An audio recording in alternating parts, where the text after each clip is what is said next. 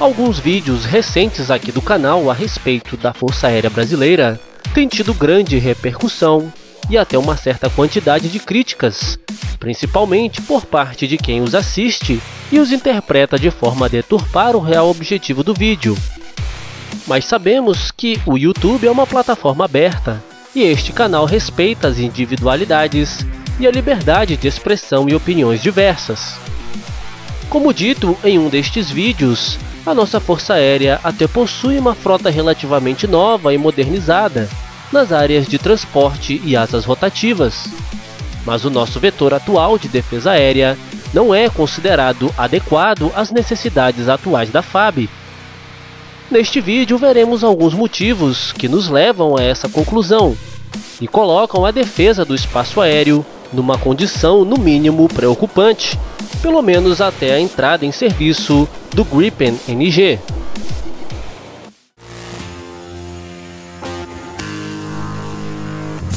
Desde 1965, o Brasil já demonstrava interesse pelo F-5A, a primeira versão do caça utilizado pela FAB atualmente, que foi usado na Guerra do Vietnã.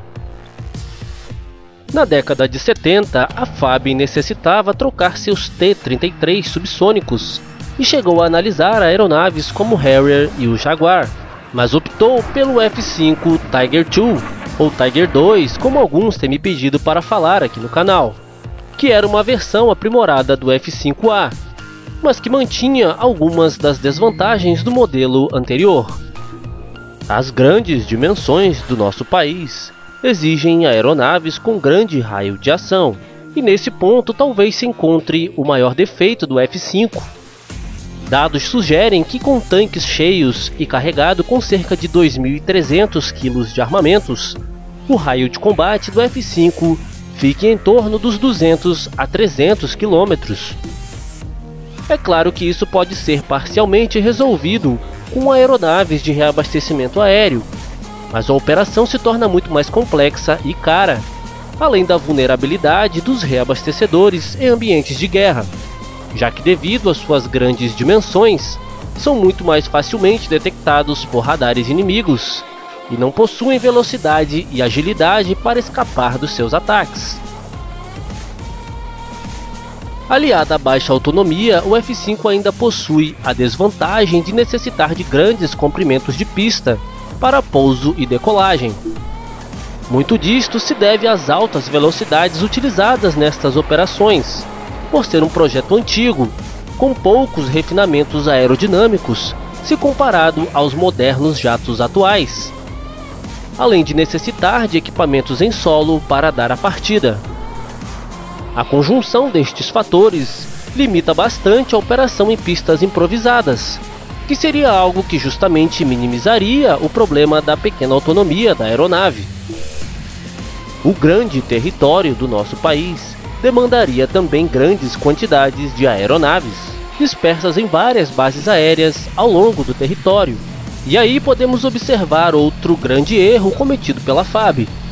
A Força Aérea adquiriu uma quantidade relativamente baixa de aeronaves e as empregou inicialmente em 3 bases aéreas, localizadas em 2 cidades diferentes.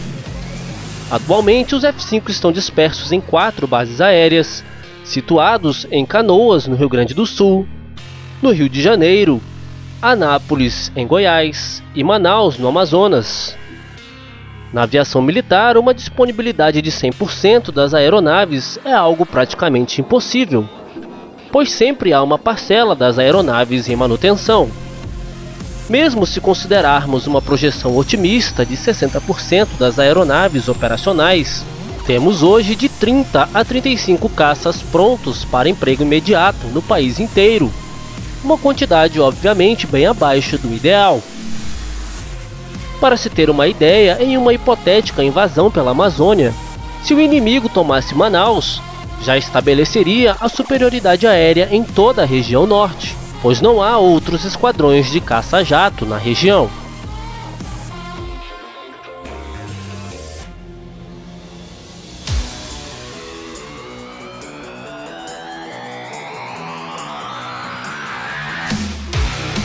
Como dito num vídeo recente, os F-5 da FAB passaram por uma grande modernização, que lhes proporcionou uma adição de vida útil em torno de 15 a 20 anos. Foram instalados modernos sistemas e equipamentos, além de um novo radar e a capacidade de utilizar mísseis além do alcance visual, os chamados BVR. Levando em conta que a guerra aérea moderna se baseia nas capacidades de operação em redes, utilização de mísseis BVR e capacidade stealth ou furtiva, que é a baixa assinatura em radares inimigos, o F-5 se encontra em grande desvantagem. A falta de capacidade stealth é indiscutível, e apesar de receber muitos comentários alegando que o F-5 tem baixa assinatura radar, o fato é que a aeronave não possui desenho e tecnologias furtivas.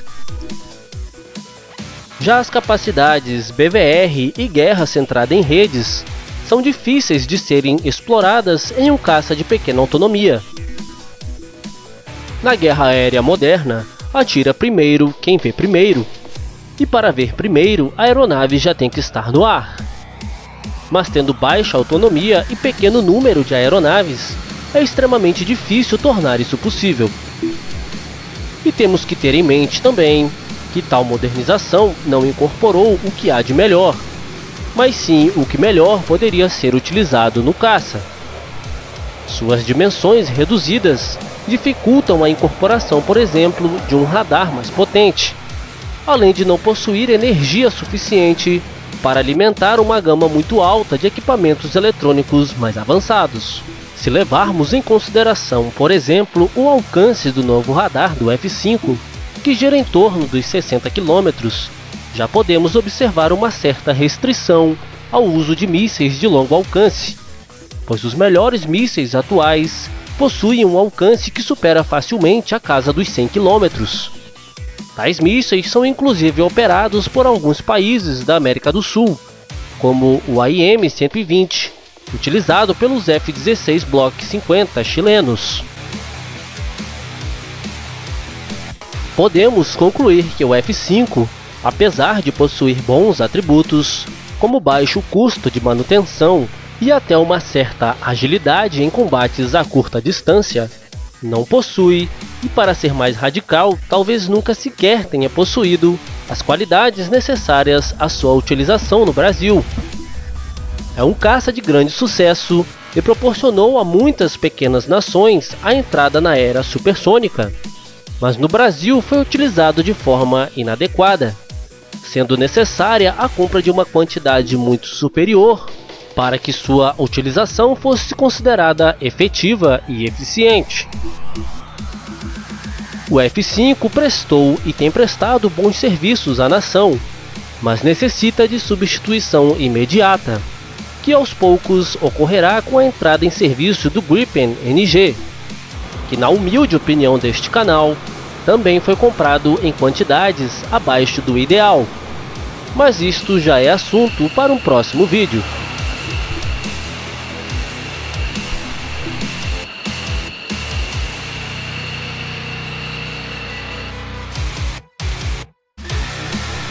Em breve farei um comparativo entre os 3 melhores caças da América do Sul, e no outro vídeo uma comparação entre as capacidades do F-5 e do Gripen NG, para demonstrar o salto tecnológico e para a defesa aérea do Brasil com a entrada em serviço do novo caça.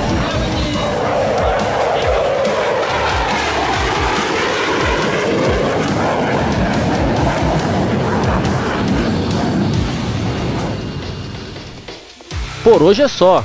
Se gostou deste vídeo, deixe seu like e se inscreva para ficar por dentro das novidades. E não esqueça de compartilhar com os amigos para ajudar no crescimento do canal. Até a próxima!